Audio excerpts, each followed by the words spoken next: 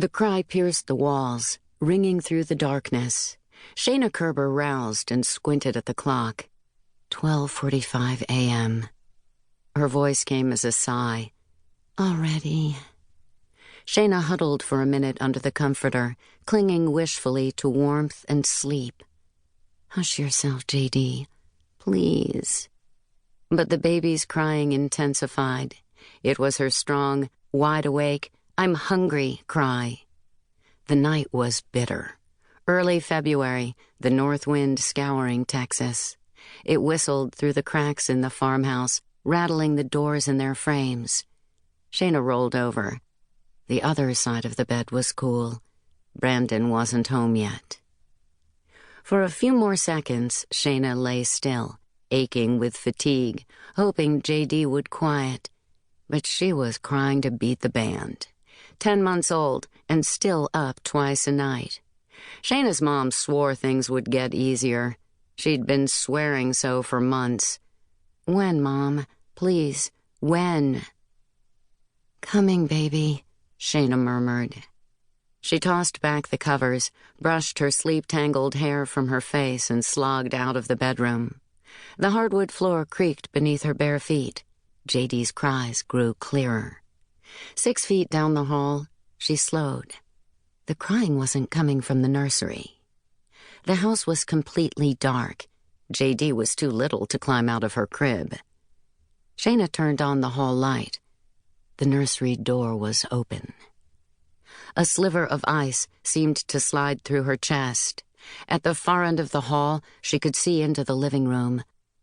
On the sofa, half lit by the hall light, a stranger sat, holding her little girl on his lap. The icy sliver sank through Shayna. What are you doing here? Don't worry. I'm a friend of your husband. The man's face was in shadow. His voice was soothing, almost warm. She was crying, didn't want to wake you. He seemed completely relaxed. Shayna walked slowly to the living room. She glanced out the front window. The moon was full. An SUV was parked outside. A placard hung from the rearview mirror. Is that... She looked him up and down. Army? Are you... The baby twisted in the man's arms. He bounced her. She's quite the little doll. He tickled J.D. and made baby talk. Shayna tried harder to see his face. His eyes remained in shadow. Something stopped her from turning on the table lamp. Is he a friend of Brandon's? Shayna extended her hands. I'll take her. The wind battered the windows. The man's smile persisted. Though she couldn't see his eyes, Shayna had a gut certainty that he was watching her. She edged forward. She was 8 feet from him, out of his reach.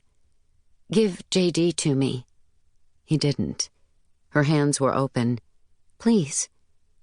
J.D. twisted in the man's arms. Her chubby legs pumped like pistons. Shayna's heart thundered. She saw the power in the man's hands and knew she couldn't simply charge at him. The shotgun was under her bed. 5 seconds was what it would take to run to the bedroom, grab it, and rush back down the hall.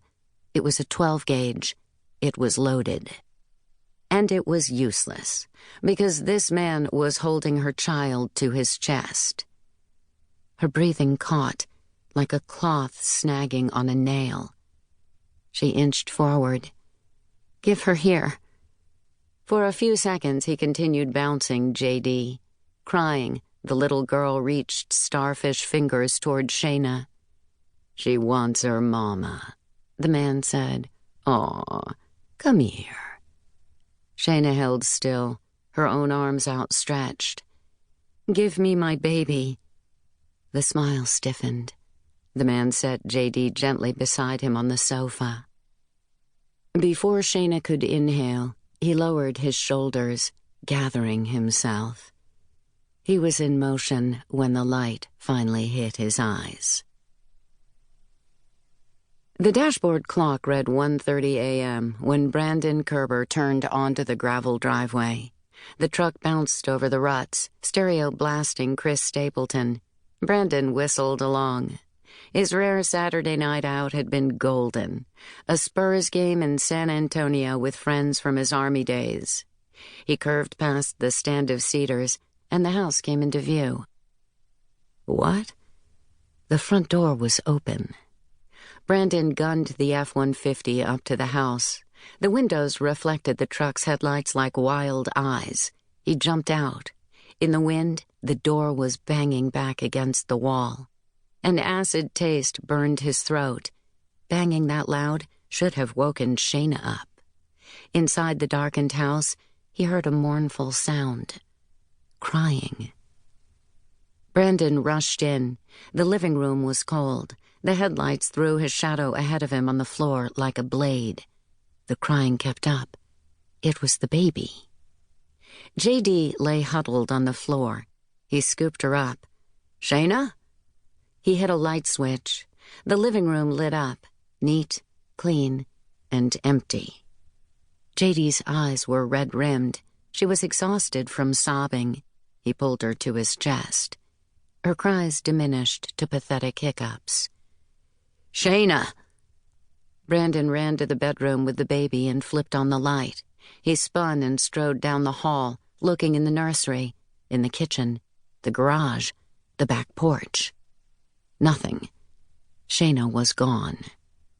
He stood in the living room, clutching J.D., telling himself, "She's here. I just can't see her." But the truth closed in on him. Shayna had vanished. She was the fifth.